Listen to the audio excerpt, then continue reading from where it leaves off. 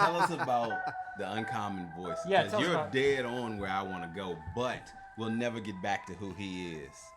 Well, that's if part. he opens up that can of worms. Okay, So, let's go. Well, that's part of it, but yeah, Uncommon Voices is a project of the United Way, and it was again, it's a lot of like, and so like Jazz said, we worked together out at Montpelier, and a lot of what we talked about was storytelling and the power of telling human stories about people in a way that people can relate to, right? And so, part for me being younger and in town and starting to plug into a lot of what's going on, you tend to hear the opinions become stale because we talk to people. My joke is from the sports world, you talk to people who are media trained, right? Like, I have some skin in the game. I have an interest to protect, so I know how to answer questions. I've sat in front of reporters and said, well, it was a really tough day, and we just didn't have our best stuff. And we tried really hard, and congrats to the other team, right? That's not what I'm thinking. I don't want to say any of that, but that's what I have to say because that's what I've been taught to say. And so I think we do that in these community conversations, again, where everyone knows each other. Everyone's got an angle, a door to protect. You're running for city council. You're trying to do X, Y, and Z. You're trying to hustle. You're not going to always say what you believe or what your lived experience is. So Uncommon Voices was meant to not talk to those people, not because I don't think their opinions are important, but because we don't talk to anybody else, right? So talk to people who, you have to have one of two things, in my opinion, to get an interesting conversation. You have to either not be trained or not care about, sort of the consequences of the truth, right? Exactly. Ding, ding, ding. And if you have both, you're going to be bored. If you have one or the other, it'll be better, right? But if you think about like the people for whom these lived experiences are authentic and real, we need to talk to them. We just need to talk to the people who are, working two jobs. We need to talk to them about what the world is like, not the people making the policy that is creating these circumstances, right? So Uncommon Voices was meant to do that. It was meant to use a little bit of what the United Way has to bring that to light and to have real conversations with real people. And I think what's always interesting is they ask me all the time, like, well, what do you want me to say?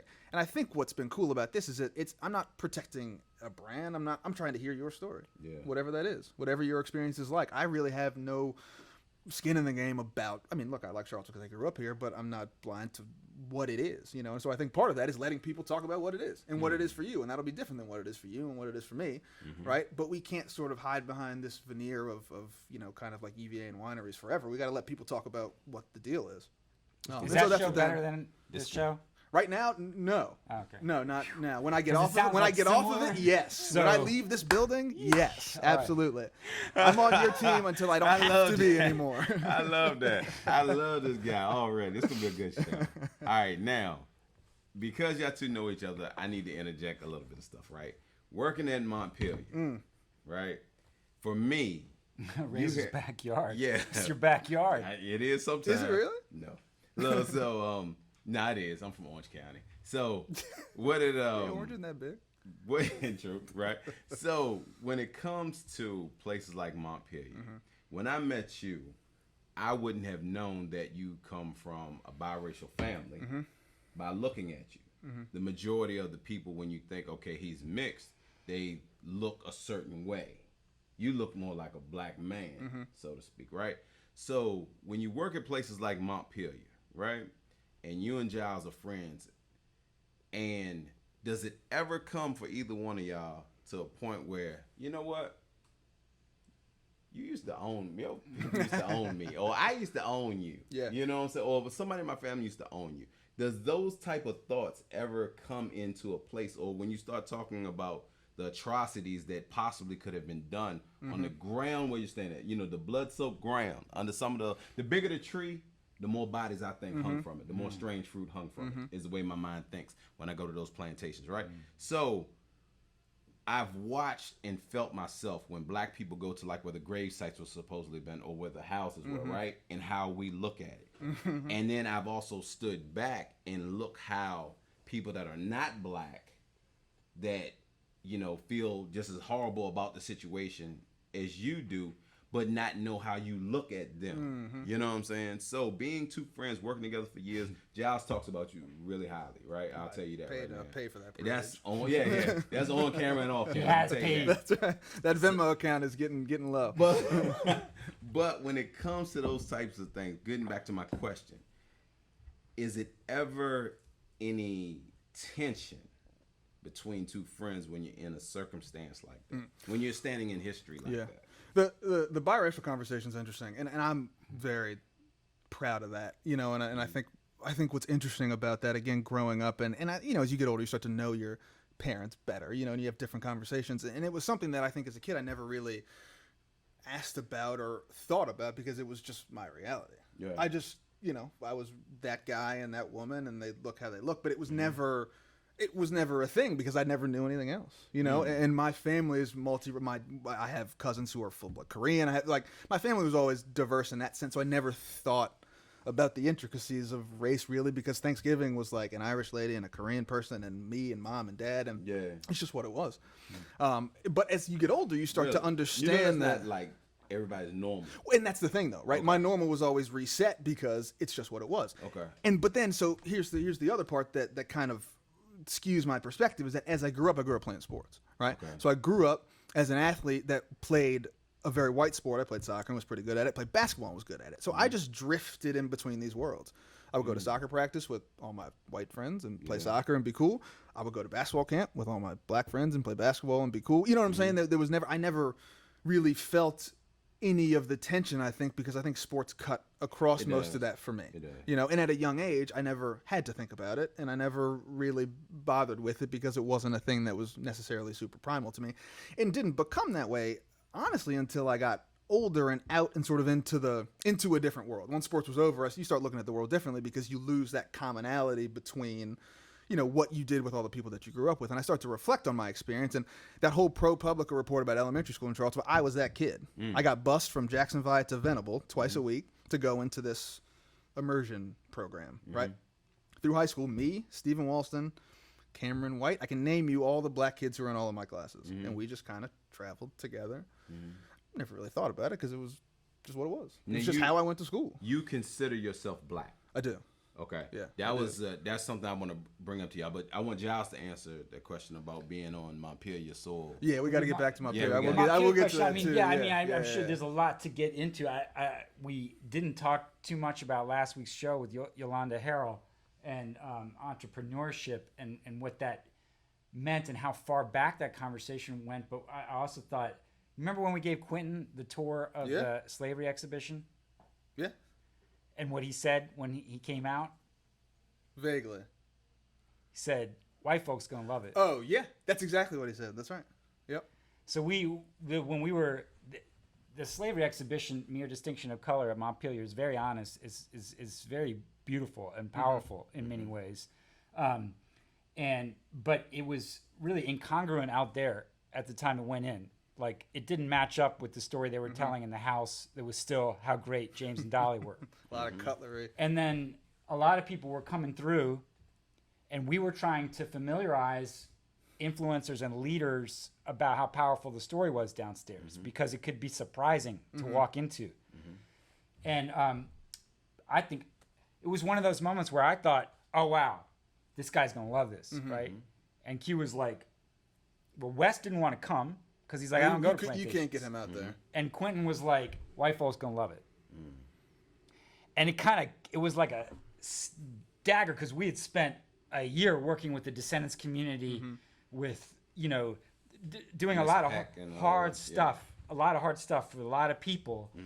But then I knew, the minute he said it, I knew what he was saying, you know?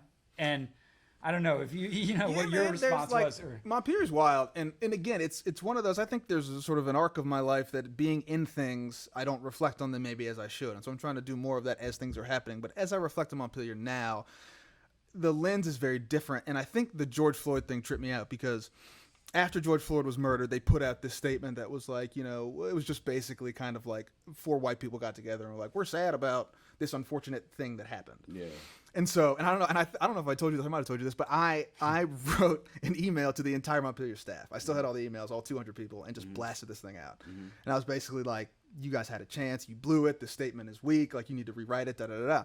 And this is the thing that got me is that immediately the new CEO gets in touch and he's like, oh, let's get on the phone. And I'm like, all right, man. Basically, all this guy does is say, like, you shouldn't have emailed our whole staff, and if you want to help change this, you can. This is what he said to me and Hannah Scruggs. He said, we'd love to have you volunteer. And I could see, I wasn't with Hannah, and I could see her face through the phone. And I could, like, feel the smoke, like, coming through the other end of the phone, right? Which basically, to her, and I don't think she's necessarily wrong, was basically like, if you want sort of us to walk the walk that we're talking, you can give us your labor for free. Yeah. right? Yeah. And it was sort of at that moment that I started to look back on some of the Montpelier stuff and say, look, it is true that there was good work done out there. It's absolutely true. But I am fully of the mind that once that exhibition went up and kind of got up, I mean, they're still standing on that. And that was 4 years ago.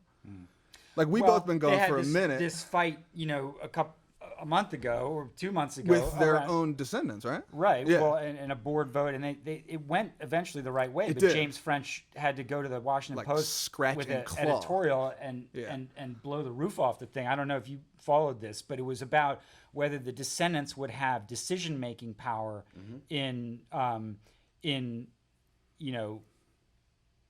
basically in the curatorial part of the museum. right. Like, do they have control over how the stories are told? Do they have equal control and equal representation on the board? And that was what they were fighting over. So it went from, a department of good people. I mean, think about some people. Nia Bates was in on the ground floor Absolutely. of Absolutely. that creation of that exhibition.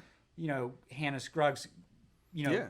young African American women, Marcel Sykes, Yeah. who's no longer with us. Rest in peace, But Marcel, people right? like Christian Coates, Matt Reeves, Kat Imhoff's Courage. There was a lot of people involved in that stuff, but it doesn't go somewhere and finish a conversation. In fact, like you said, this was a bunch of smart people trying to do the right thing in the right way. Correct. And the other thing for me is that like all those people left, right? Like Nia's still in town. It's not like someone's like, well, like Nia moved to somewhere else because she had something better to do. She went down the street. Like they could have kept her. Yeah. They could have kept Hannah. Yeah. They could, you know what I'm saying? Like, so these are the kind of things that for me, you look at them and I'm like, absolutely. And I'm not devaluing any of the work those people did. And this is, but what I am saying is that there was more there, and you can't rest on like what happened because Hannah should still be. I mean, she's still working in the field. Both those people are still in the same field. Well, in the same. Nia became historian of slavery at Monticello, so that's a little bit of a right, pay grade, true, but now true. she's getting a PhD at Princeton. So I think that's she's, true. That's true. Her path But at that moment, right? Yeah, sure. And like Nia's awesome, but let me tell you something for the both of y'all. All right, I'm from Orange County. Yep. Right. When y'all were working there, I wasn't the razor that you see here. I've been out there like 45, 47 times. Wow. Right? okay. But I was the Timberland wearing T-shirt. Sure. You wouldn't have paid me no mind. Yes, we would have because you would have stood out. Nah, I wouldn't have. 'Cause How? Most Yeah, of we the had time, like one black visitor. Wait a minute. And then Bryce and I went up there in a golf cart. Check them out. Look. Hey, sir, can we tell? Nah, this is how this from being from Orange. Let me tell you a little so y'all know I'm telling the truth. Okay. You know where like they used to keep the slave cemetery and the back road that y'all cut off? Yeah. I Yeah, used to sure. come in through that way. Sure. Right? Instead of coming through the front so everybody could approach you. So then Came through the horse. Yeah. The horse Yeah, side. yeah. the horse side. The Across the Westgate bridge or to go whatever over it is. top. Yeah, right. So that's how I used to, so to speak, sneak in. Right. So, and the reason was I wanted to feel what was there without being told what was there. Because history has a way of, especially from the white side, has a way of positioning atrocities to where it's palatable. You know? So I wanted to come That is well said. from the woods, Yeah. looking at the big house Sure.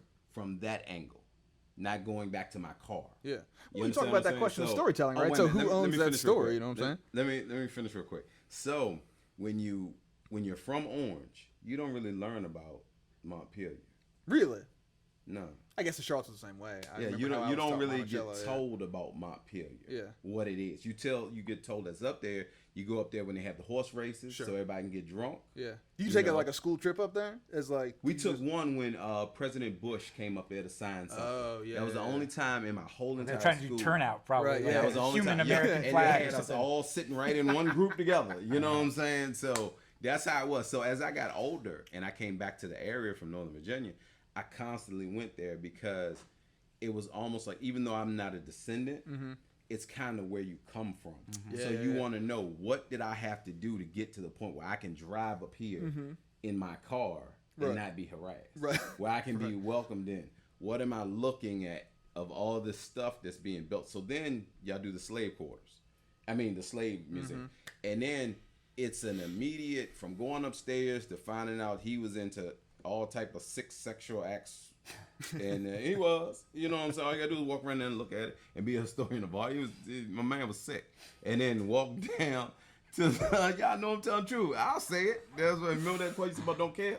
Right here. I told you, those so are the then best you ones. walk down the backside and go into where the slave quarters is, and it's all nice, and you got the nice wood bench that y'all have made, and you sit there and you watch the movies and go around and see, right? And then you realize that honestly, when you go and it's closer to the wintertime, it should be holes there to let cold air come through there and let you feel that. And when it's hot, y'all should turn the heat up so it's unbearable and you can't breathe. If people really want you to see what the slave side of it is, make it how the people had to make it through there. And then when you realize that you don't want to spend no time in there, you realize why people would jump off ships and choose death as opposed to go to something else. You know? So the Orange County Montpelier that I know is from not being told in the school system, sneaking in from the backside and walking around. I've walked every inch of those grounds unnoticed. Because I wanted to do it from the mindset of a slave. Well, give us credit for that one visitor, trails visitor, another trails visitor. Yeah. On the That was the diversion. That was the diversion. That was the one that Harriet Tubman would have shot. You know what I'm saying? So I pushed him out there for y'all to go after. Yeah. And I ran. But Way I don't know. by the water. I don't know. I'm gonna ask you. Did your experience in Montpelier radicalize you in a way? No, I think the education piece of it was illuminating to me because again, I grew up in Charlottesville, so my Monticello history was pretty safe and pretty vanilla. You know, oh, Thomas Jefferson did all this one. You know, he was one of the presidents, and yeah, he had that like Sally Hemings thing, and that, but he was like nice about it.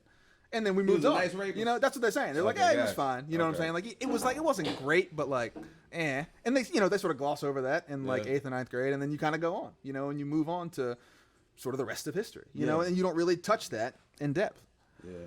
And so it wasn't until I got out there that I was introduced and started doing some digging on more realistic history of the founding and of the founders and what that meant and what they did, and then why things are the way they are today because of how they were then. Right. And I think that's what really tripped me out, was finally starting to put the pieces together of like, oh, okay, I can draw pretty straight lines from a lot of what's happening now to what happened then. Because, you know, you sort of had this view, maybe it was just me, of like, man, things could be better for me as a black guy, but like, I'm just going to kind of hustle my way through it. Yeah. Instead of like, oh, this wasn't built for me to do any of this stuff, for me to succeed at all. So now working in it, I sort of, do I have a responsibility to illuminate it, reframe it, you know, or just kind of be like, well, someone else will kind of take it for me. So I think Montpelier was part of an experience and education even for me. And then even recognizing that, like, you know, growing up in Charlottesville a certain way, being by, I mean, all of these intersectional points that have an impact on my life today, and thinking about kind of where I fit into that story and what I can do to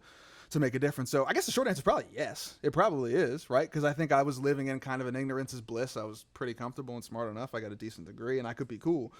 I don't think if I go there, I'm as interested or motivated to do any of the stuff I'm doing now, because I think I would have just continued to be kind of like, it could be better, but yeah. I mean, you have that job. You have August 2017. You have George Floyd, and you know, you move from that job back to Charlottesville to take the job of the United Way. What are we talking about today's show? Because usually there's like a one-word thing, like entrepreneurship, fatherhood, this, that. What was the thing you had a responsibility, Giles, of explaining the white side of what we're talking about. I do. Yeah. He goes, oh. Yeah. That's that uncomfortable feeling, right? Well, white folks love it. Right. They love it out there. Yeah. So, but what I'm saying is, when you hear somebody look at a president as not the most favorable person, right?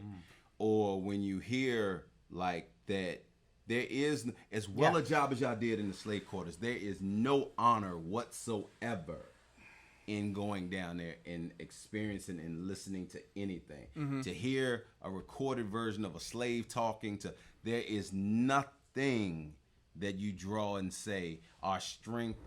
Black people, now, person, let me go on this one by myself. Black people will turn words and situations into empowerment to keep from feeling what it really feels like. There's no way the word nigger, or anything else can be a term of endearment from where it came from. Even though it didn't start off with initially black people. But black people will tell you, look, they were so strong, and they got the corn out there and milled it with their hands, and Come on, man. Come on, man. There's no power in that. No more than saying the homeless person down on the downtown mall is man. You know what?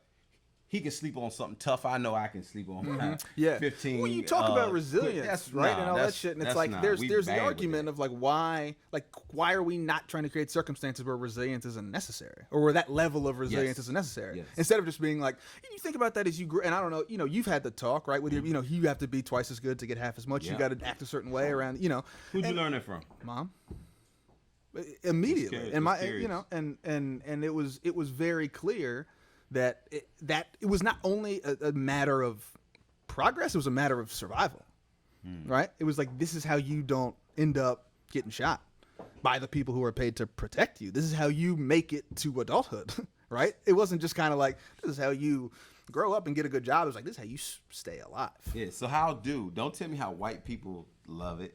How do you feel about it from working in it and seeing it? You have a different was joking, lens. obviously. I mean, but it's true. And it speaks to what Quentin was saying, right? It's soothing in a way to get the truth, but to not feel the conflict and the violence and the sorrow with it. That's the difference between a slave and an indentured servant. You know what I'm saying? But I think there's an I'm element talking of about the way that they give it to you. They were indentured service, like they were respected in their whippings. I think there's an You know what I'm element saying? of I don't like know that that's true. Sort of digestibility too, to feel like I'm doing something about it, without having to feel it. I think there's sort of a white saviorness. I talk about this in nonprofit work a little bit too. Yeah. Of like, there's an element of, and it's not, I don't know that it's even necessarily bad, but an element of that, sort of like he said, of you can get the truth and the hard truth and then go back and walk away from it, right? Because you can dissociate from that circumstance in reality. Yeah. Right? You can come out there from Keswick and be like, man, wasn't that a terrible thing that happened, and I support you, and this is bullshit, and then go back to Farmington. Right? And Or be you can cool. hit barbecue exchange on the way home. And every then day, afternoon. and then Why y'all bounce. calling business? Right? That's So terrible. like, you can do that, right? But you can't really do that, and I can't really do that, because you have to walk in that every day. Who? No, I'm just playing. From- So Yeah. look, so you asked me the question, and, Yeah. and then Adrian and Marshall let us know that we actually have a subject for the show, which is changing the white dominant narrative. Oh, was that what he was pointing at the whole Oh, time? that's Yeah. what that was. That was our okay. production team. I really don't pay him no Stay money. on subject. Like, I really Stay don't pay him on no topic. attention. Like, I was looking at Adrian. Adrian didn't say nothing, so I didn't do nothing. Yeah. So, yeah. Do your job. I thought he had gas. I thought he had bloating or something. I don't know. But you're asking me about, Yeah. when I think about this. Look, there's a lot of white people in this town who it still hurts almost in a physical way when you tear down Thomas Jefferson and James Madison. Yeah. And they can't say that anymore, Yeah, right. right? They know better than to Right. say that anymore. But they still feel it. Mm-hmm. Like, you're really running down the author of Liberty, the Right. guy who made Right. the Declaration of it. You're running that guy down over this stuff. Everybody did that. Right. This is Yeah. I'm saying. This is Yeah, the white yeah. narrative. And James Madison is the architect of the Constitution. We I the don't care people. how many felonies dude committed on his own people, because they were by law his property, and the dude created the Constitution, the blueprint for what made us the greatest country in the world. And y'all are going to keep doing this thing, tearing him down and tearing them down. So we had one set of visitors who that was, you're in marketing, you have target audiences, you're trying to analyze people's behaviors, you're trying to build a story that connects the staff to the organization, to the board, to the funder, to the public, right? You're trying to, that was our job. How do you get this story straight so that, like, the thing in the mission, the CEO speech actually comes out to the ticketed visitor, right? But we're dealing with what you're talking about. Violence, sexual violence, genocide, rape, the feeling that African Americans get when they get onto one of those walkways coming up a plantation, one driveways coming up a plantation. And we worked with a lot of people in the descendants community who were incredible people who took that on. But 99% of people don't want to take that on. So we were working with people like Leonta Peck, Patrice Grimes, Rebecca Coleman, Reverend Crump. I mean, all these people who were putting in a lot of extra time to go into that space of pain. And for them, a lot, Betty Kiersey, specific to their own family and traceable to great granddaddy and the Rapidan and, you know, where we moved to get to DC or Philly or Culpeper or whatever.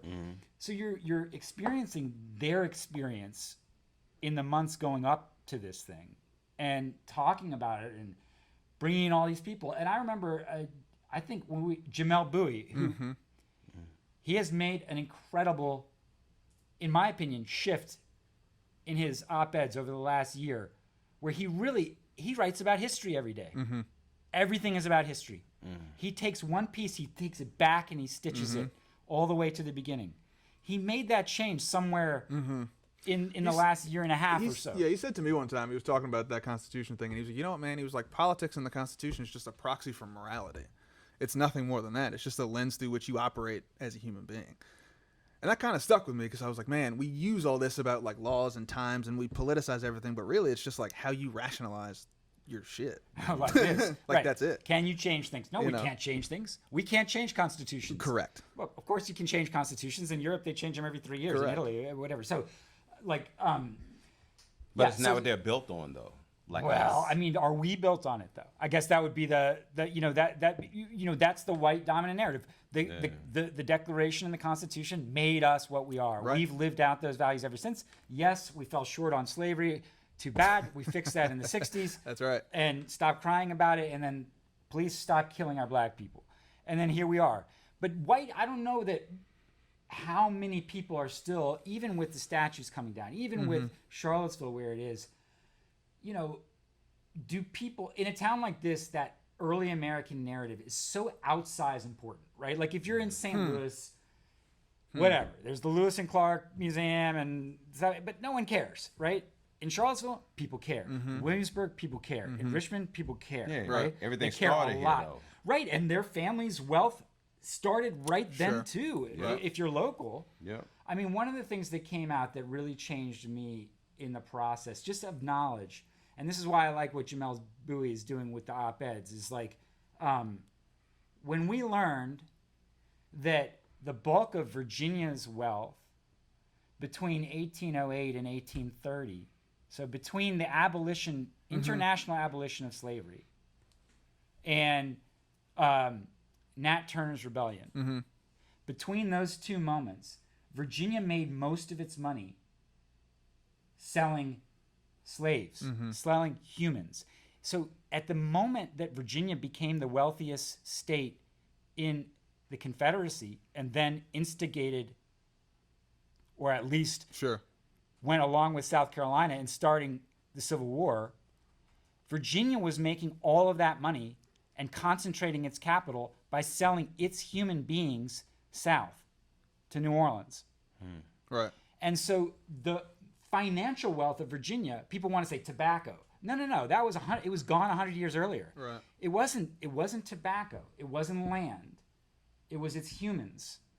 The price had gone up so much because you couldn't get them from Africa because the international slave trade was Right, abolished. sure. So they took their human beings, they hoarded them, they refined them, they mixed them, Yep. they dressed them up, and they sold them south Right. because they were high value house slaves.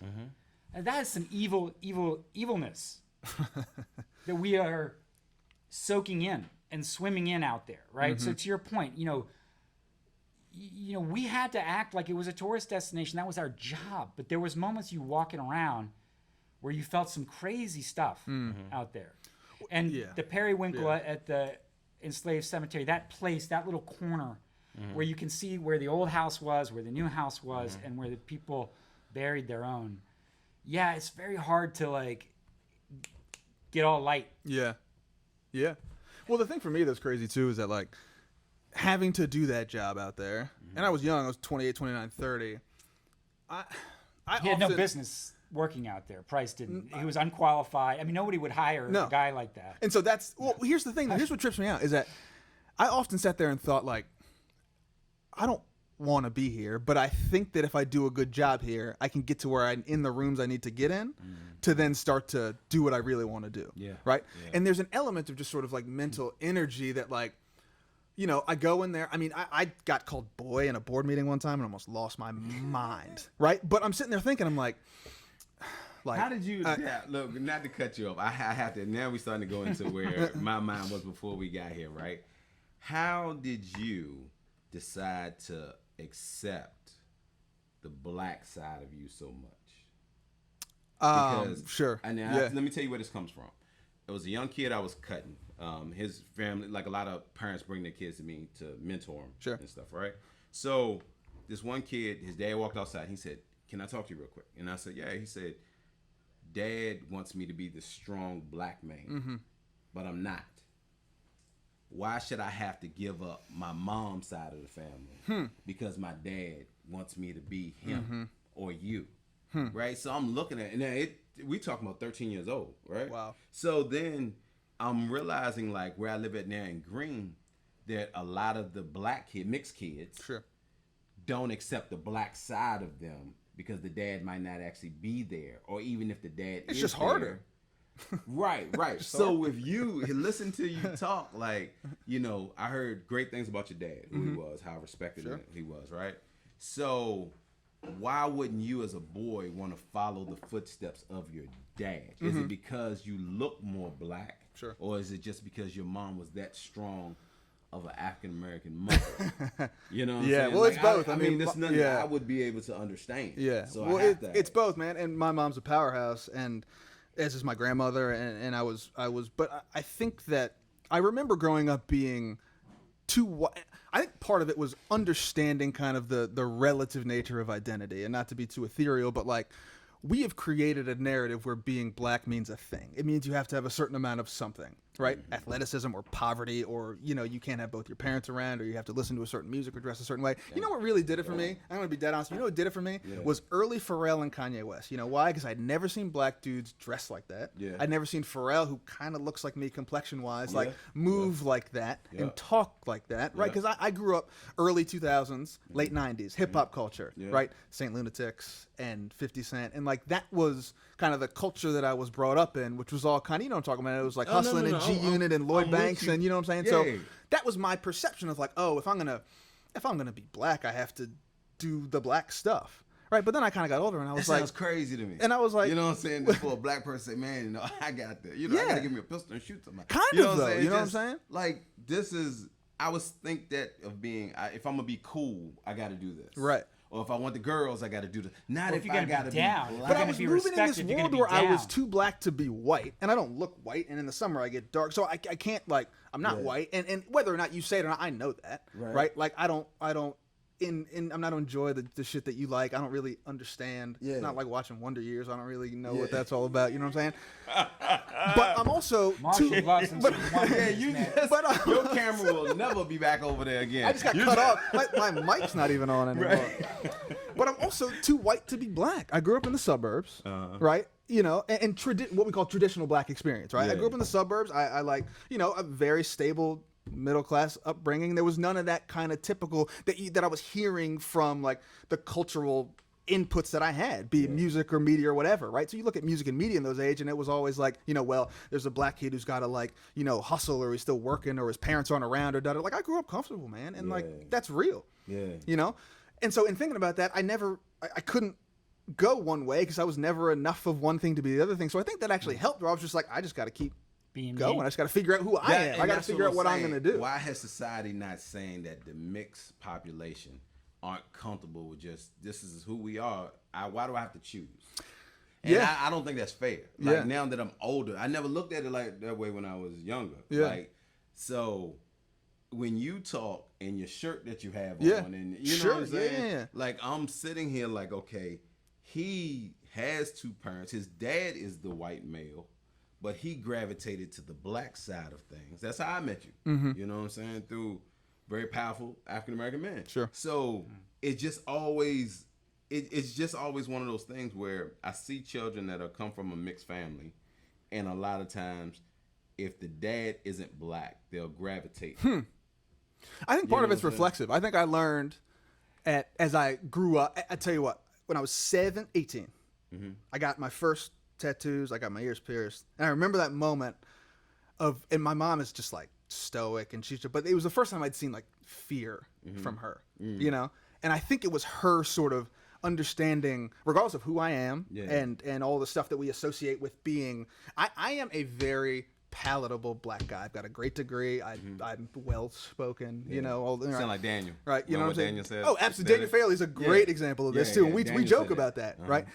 But it was the first time for her, as I started to express myself and be more black, that she saw like, I know you, but I don't. People who don't know you will see you and see a certain part of you. They'll see you with 2 earrings and 13 tattoos, and it's like you are now more threatening than now that you're an adult. You're an adult male, right? So it became part of a like. It doesn't matter really whether I tell you I'm black or white or how I feel. It's like the world looks at me how I look, right? So I have a decision to make. Either work really hard to not be that, or own that and make sure that, you know, my kid and kids after me, right, have to fight a little less hard for that to be like a real issue. Like I want my daughter to understand that, like, look, I married a white woman.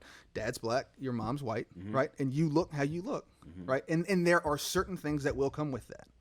No matter what you do or how you educate yourself or you know, do whatever you got to do, there are certain things that will come with that, you know? And I think it's important to understand that early. And I think as I became to understand that, I mean, sort of like you said, there's an element of like, you know, the things that I like cross the spectrum. And it's just part of how I was raised, you know? And so you know, my influences are diverse in that sense. But at the end of the day, like, if I get pulled over, what am I going to, sorry, officer, it's me, Dave Smith, the white guy. Like, right, that's it.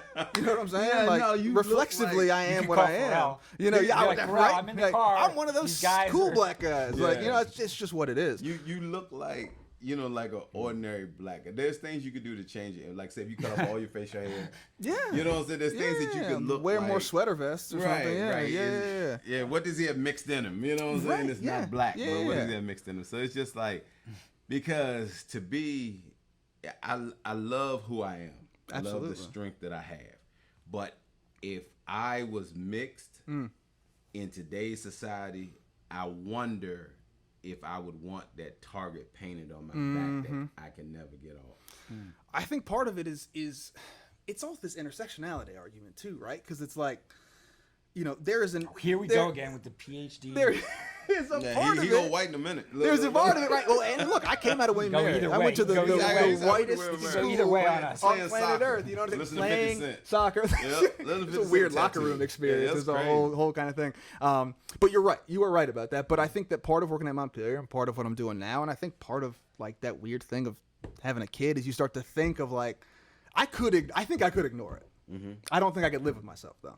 I think I could ignore it, right? I got a good job. I got a nice family, and I could just kind of like peace out and do my work and kind of like dabble, you know, but I don't know that I couldn't ignore it, right? And I think part of looking at my kid is like, man, you're going to get into some shit in school. I already know that, you know, and there's going to be these, we're talking about all this stuff of culturally responsive teaching and critical race theory and all this nonsense, right? Like that will be a part of her reality. And I think that because I came to it late, I want her to know who she is and the stock that she's from early. Like I want that to be a part of her upbringing, not something she comes to at 18 or comes to at 20 like I did, right? Because I want her to be able to be, I got there late. And I think that I got there. And I think also it's sort of this Obama thing that people look at me and be like, well, he did it. Fine. It's sort of like that talented tent thing where it creates a little bit of a false narrative for everybody else who had to struggle harder than me, right? And not only because I grew up black, but I grew up middle class. Let me ask you this. I gotta ask you this. I said I wasn't. Yeah, this is a rough one. You don't have to answer this. I probably will anyway. How does your dad look at you? And don't give me he's my son and that's it type thing. What does your dad look at? And if he does look at you like this is a black man, I wonder if I could ask your dad, is there a disconnect with feeling like your son doesn't accept who he is? Sure. Or is it the theory that anytime black people procreate with anybody, that child becomes black? Or are we that dominant? You know what I'm saying? I mean, so it's that whole conversation right there. And I was like, I'm not going to ask him. And I was like, I got to ask. You know, because I heard so much about your dad. And I'd hate for your dad to be looking at this and be like, I didn't know my son looked at it like that. So no, I've been very honest. And look, I think part of it is, you said it, is that my mom is a force of nature unto herself, right? And I don't think there is any question, right, of how proud she is of her upbringing, my grandmother, you know, and sort of the strength of those two women and what they brought to their children, myself and my two younger sisters. And so my dad is always, I think at the moment at which it became clear, I guess, that this was important to me and that learning about this and expressing myself in this way was important to me, it wasn't like he balked and was like, well, remember, like, the violin.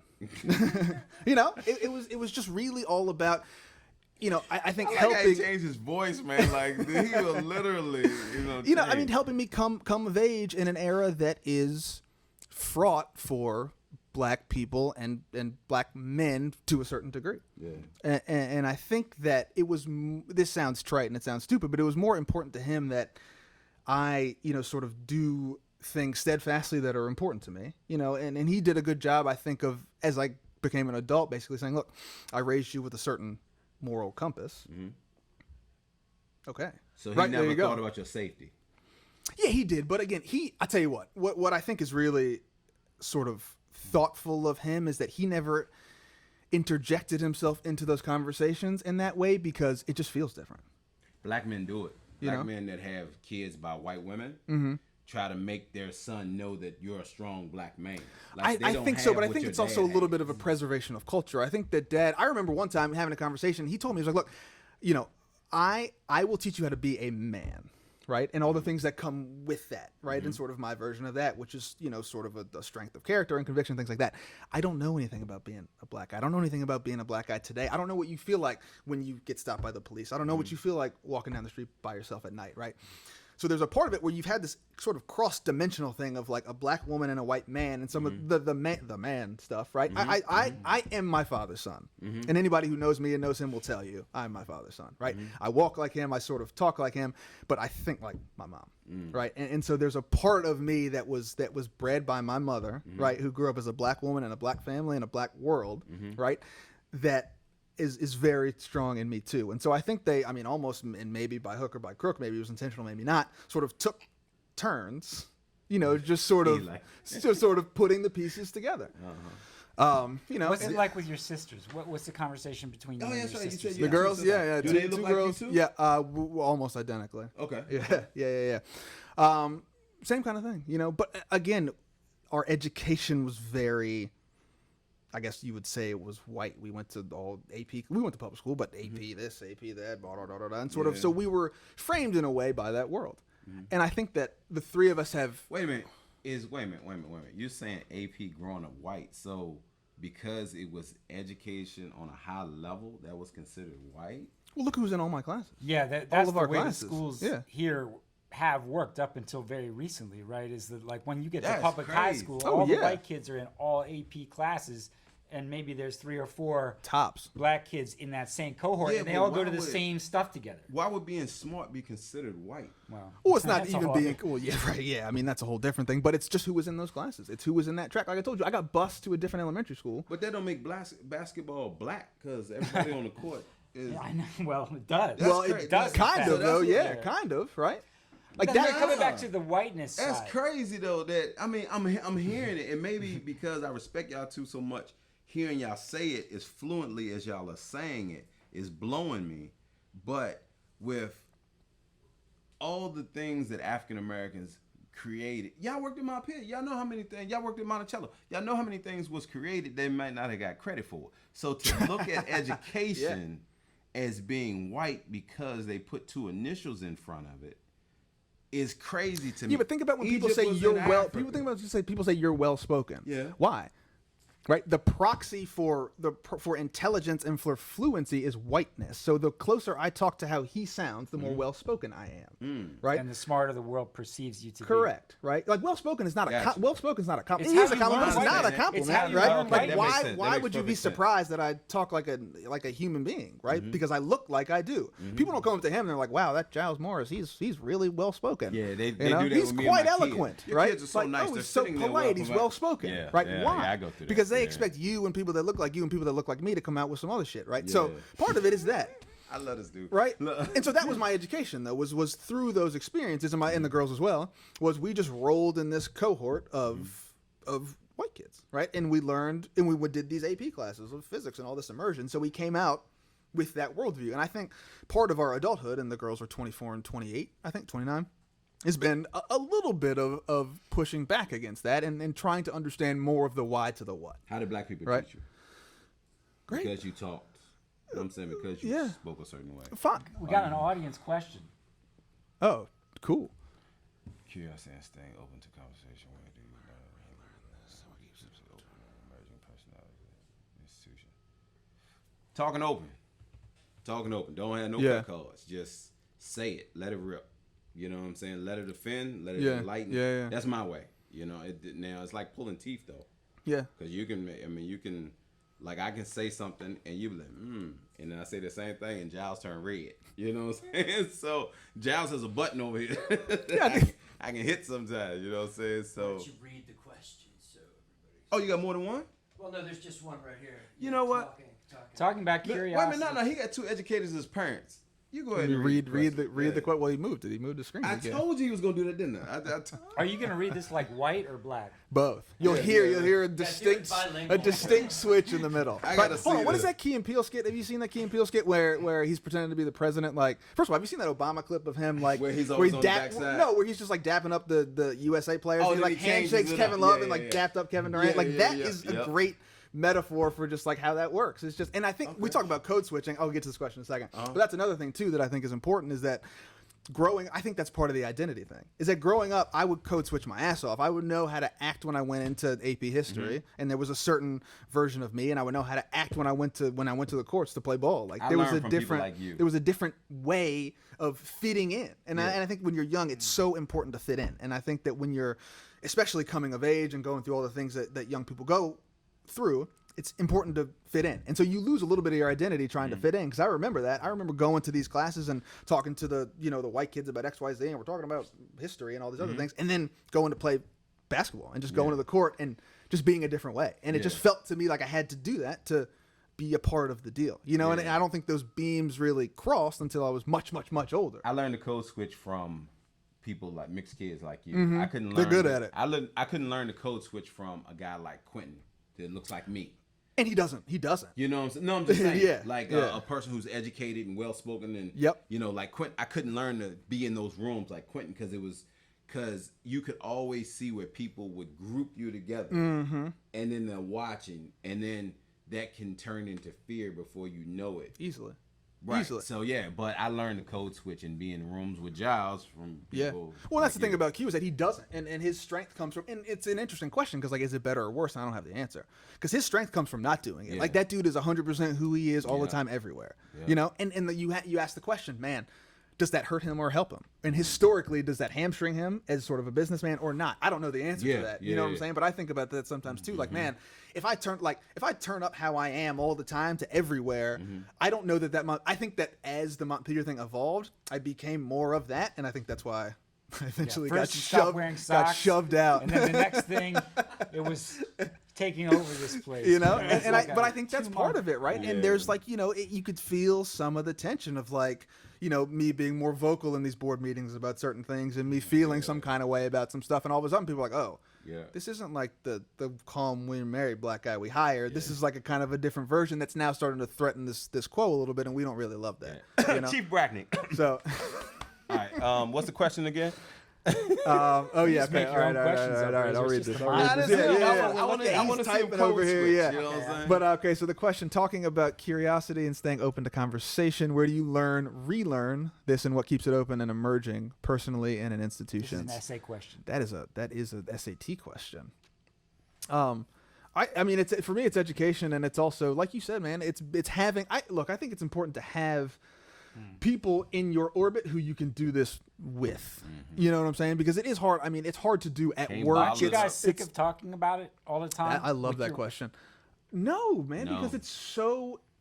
it's just important to the discourse, and it's important to, like I said, I could avoid it, but the fact that I'm doing it voluntarily, I think means that And you're living it feels like you have to do it and you're living it. And Yeah, I think you're that's the living thing that always gets me is that no matter how much I avoid it academically, like I have to, this is how I am. Like that's how I look. I have to be this every day and everywhere I go. So You started a sentence like 15 minutes ago. I love who I am, but, or something like that. I love. Oh yeah, when it was talking about like how his, if I was mixed like him. Yeah. You know what I'm saying? And that's the thing, because of society. If I look like you with my brain and the way that I talk, I'd be the next president of the United States. It ain't even a question. If we switch roles and you could see just how You wouldn't be much running of like a hurdle. small, struggling local news Oh nonprofit. no, indeedy, man. Shoot, it'd be Monica Lewinsky over here and that's an interesting first choice. I could do what I want. No, what I'm saying is I could do what I want to do. If you and I switch roles, what are you, 6'1", 6'2"? Hair look like Clark Kent. Shoot, man, please. I would run the world. I got a dude. good reach too. If I mean, No, but what I was gonna say is, as a white man, have I ever started a sentence? I love who I am. You don't have to though. Right, but I also don't feel it. Really? Is it just like what is it? Just like I think I'm it's. just. I think I don't know. It occurred to me. I would never say that. That's I mean interesting it. because I feel like that it's too. a lot Though. tougher to be a white man than what I anticipated before him and I got close. What do you mean? Well, he explained to me where to be white is to be successful. You got all the tools. That sounds hard. So if you don't capitalize on this, you failed as a white man. Like, good God Almighty. You know what I'm saying? That's crazy to me. You know what I'm saying? It's the case, right? Class and whiteness, the white paradigm of success and the stuff we've been talking about, go get the cheese. That's what white people figure out how to do. Go get the cheese. Run through the maze, get the cheese. Do it faster, faster, faster. Get ushered right. in. But Yeah, if you have a right. failed marriage, a failed business, failed kids, whatever, and you're white, that your self-esteem is all based on that success story. It's not intrinsic.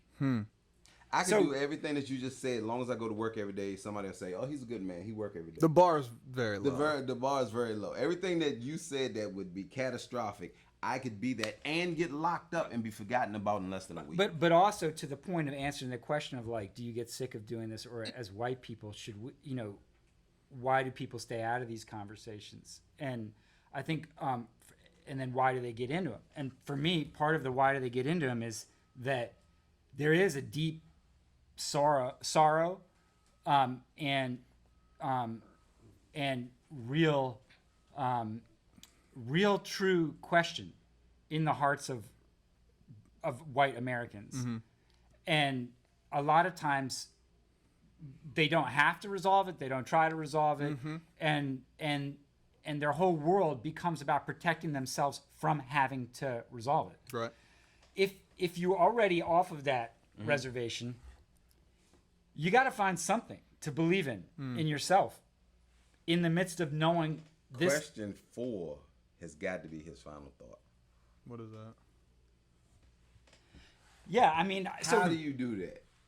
well, let me just You finish, too. let me just finish my piece on this. Is that like the we've joked before about how black people think white people got everything they got and all the stuff they got, right? Like and from the white side, and you move between these worlds, but I don't think that's true, right? I think there's things that white people just don't have. Like rhythm? No, like self-belief. Somebody's now, you don't know the king. Right. You ain't never seen Elvis, John Travolta. You're like, you didn't. You know where that music? You want to have a rock and roll music episode? We can talk about. Because it's Talk about never where rock just and roll you. came It's from. never just you if you're white. It's you and all the shit that you brought. Your resume, your money, your family, your past. Like so. But Giles, I gotta bring God with me. Like that's why black people have faith the way they do. Everything you talking about, you gotta do to God. I have to bring the Creator Himself into every room in order to feel like I'm empowered. Because I'm by myself. Like, y'all want to know what, everybody want to know why black people so spiritual. Now it's getting good. Because it's an end of the show. You know how to go. Yes, 105. Until I got nowhere to that's be. why black Yeah. people are so spiritual, man, because to be able to combat the world itself, you have to bring who created it all into your corner to try to make it home at night. And you talking about you got to bring your resume? I ain't crying about it. I'm saying, What kind of look? I got my God shirt on. I can't cuss. That's All it. right, That's it. Yeah, it is. But I mean, think about it though. Like that's why black people are so spiritual, because to it's like going home and get your big brother. You know what I'm saying? You go get your credit score. You go get your degrees. You go get your affiliations. I have to bring God Himself into the room with me. I don't think people understand the significance of how that works. Like, you know, you wishing the best for your kids and have a great day, and I hope that nobody picks on them and this, that, and the other, is different than a black mom praying over her kid while he sleep. That they don't see him as what the media pushes out that black men are. It doesn't matter if it's like a acorn and an oak tree. A squirrel sees them both as the same. What I need to get what I need. That's how black men and black children are looked upon. That's just a little black man or an old black man. You know what I'm saying? That's so when moms holler, that's a child. That's a child. Why are you doing this? No, that's a black man. That's it. It's a black baby. That's why they were able to tie ropes around in Florida and bake gators. Because that's not a human being. That's a black child. That's a black person. Period. Young, old, nice, poor, rich, drunk, successful. You know, it's a black. Has no value. This $400 outfit I got on makes no difference. You know what I'm saying? Man, I tell you what, you know what I keep coming back to is, again, early Kanye, before he did his whole whatever he was doing now. The all falls down. You know, he says at the end of that verse, which is one of my favorite verses of all time. He goes, "And for the paper, look how low you'll stoop. Even if you're in a Benz, you're just a nigger in a coupe." Yep. Right? That's exactly what you're talking about. Yeah, Doesn't matter what you got or where the Raptors owner gets in like a scuffle with the security after he wins an NBA championship. Yep. What? And then the guy presses charges against them? Like, how does that is right? And we're talking about, we'll just be successful. Just keep your head down, just grind, just ascend. You take right? yours. Don't worry about everybody else. Don't worry about your people. Just do you. You just get yours and you go on by And your ascend. Right? This dude is the owner of the Raptors. How do we align the two experiences? Can't get his way out. You can always. They don't align. We read the question because people can't hear what's. Oh, I'm sorry. How do we align the two experiences, Giles and Razor? You are all talking about. Can we resolve that? The answer is no. We have more. We have more in common. Next episode, we might resolve the next episode. No, that's it. This is the thing. We have more in common than we have not alike, right? But the thing of it is, a break in that chain is a break in that chain. It's an inch too short, and there's nothing that can fulfill it. I mean, I think that we have to be okay with incongruity, right? Like, the goal is not to assimilate. Yeah. In my view, right? Like, the goal is not to be the God same. didn't assemble everything in the same places. God Himself separated everything. Grizzly bears in one place, tigers in another, lions. We tend to try to separate and put humanistic thought into the way God operates. But if we operate the way God set everything, then it actually separates us, and then we lean to our own understanding. And I think this is also part of a, like, and this is, someone's going to be like, well, isn't that what Plessy did? And it's not what I'm saying. What I'm saying is that I don't think the goal is to, people are like, I don't see color. And I'm like, well, That's a lie. you should, and That's- you should that's- then react, you should understand what to do with it. It's the same thing. I don't think Yeah. the goal is congruity. I think the goal is recognizing that there are differing realities, right? And there are certain things that need to be adjusted such that they are closer together, right? But it won't ever be like, I don't think it's going to smooth out. Like, I don't think the goal is to smooth out. I think, like you said, there's different competencies, there's just different paths. Yeah. You know, I just don't know that they come together anywhere. They literally, they do not. They have to where they can sit in the same car. They can go to the same location. Sure. But when you finally get to where you are, everybody comes out their own person. Even when you're sitting next to each other. All five of us here are our own person.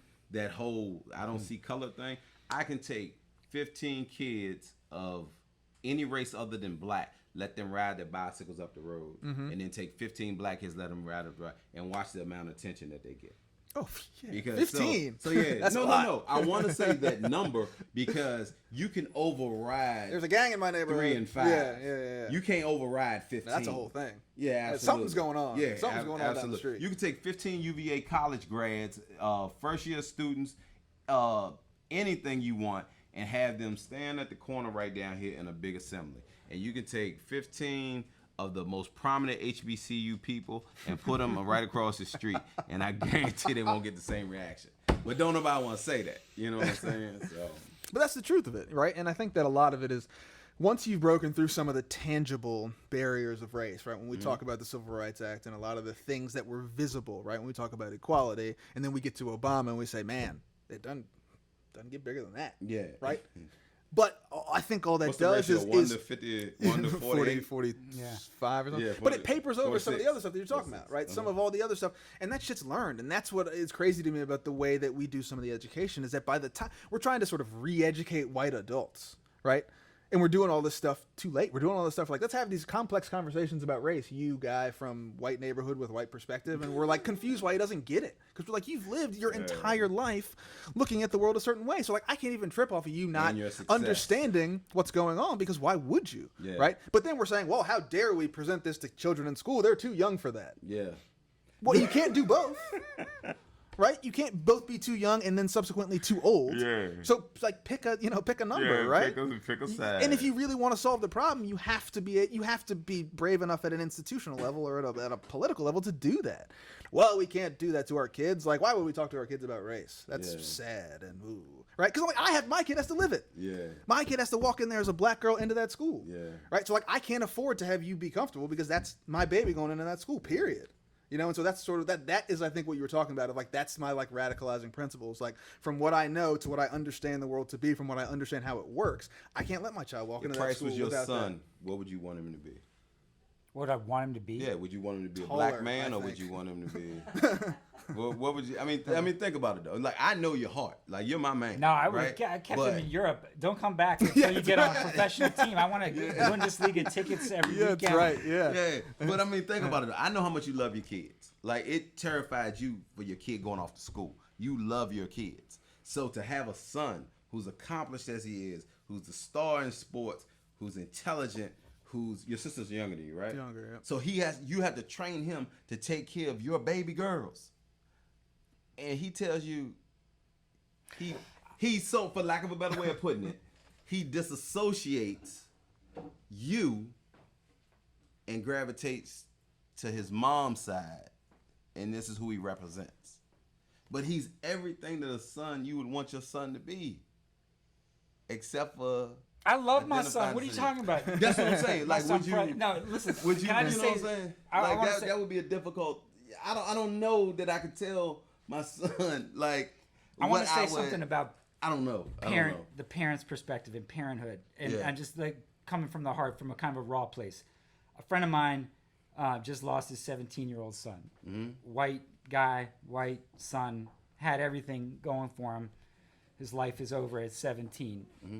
Price met this friend of mine, Mike, and we sat up at a bar talking about race and policing and getting heated over it between the three of us. Because and I'm just thinking about being a parent and loving my son, and also thinking about Price's parents and the courage to love and build a family across race in the world. You know, they probably thought about and knew more stuff like 20 years before you could ask the question Sure. than they can even say now, like, in a way, right? Like they lived with In Virginia in the 80s. race and the reality of being married across it with children, and I think, like, I'm not trying to answer the question, but I'm trying to say from a white perspective, when I see the circumstances, like Mike losing his child, and the circumstances, I'm not making an equivalency that the white struggle or the white experience around race is close to the black experience, because it's not. Like, our government's coercive authority is not hunting my children, it's hunting your children. But the sorrow that I see white families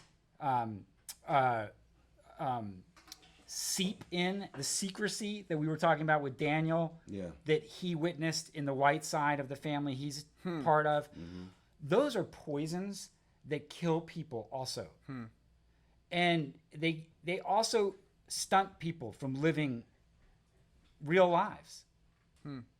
And so to me, like, black truths, white truths, and the conversation about race, calling people into the conversation, it's not that we're going to bridge our realities, right? My reality and your reality and your reality. I'm not trying to, but it is to say that we have skin in the game too, and it's not just about you guys. Like, it's not just about, like, the reason you should be in this conversation if you're white is not because you want to be thought well of by your black friends. It's because you're saving your own children from lies and the corrosion that happens when you swallow them whole as a family. And so that's where I was, coming from. And I think I'm curious what that sounds like when you're black, because at some level, it's like, I can imagine being like, come on, man, it's not the same shit, because it's not. But I think if we're gonna get past, like, white guilt being the motivation for being in this conversation, like, what is the motivation? And to your point about spirituality, I had to do the same thing for my own white survival. I had to go all the way to an Indian reservation to find God and bring my own religion back, because I can't be Indian, I can't be Lakota, I can't pray in Lakota with my family. Yeah, but you can get the peace pipe anywhere down here, man. You ain't have to go all the way to that for that. You gotta, So, yeah, man, like, jump in. We're all saving ourselves. Yeah. And hopefully each other and each other's kids. I don't, Yeah.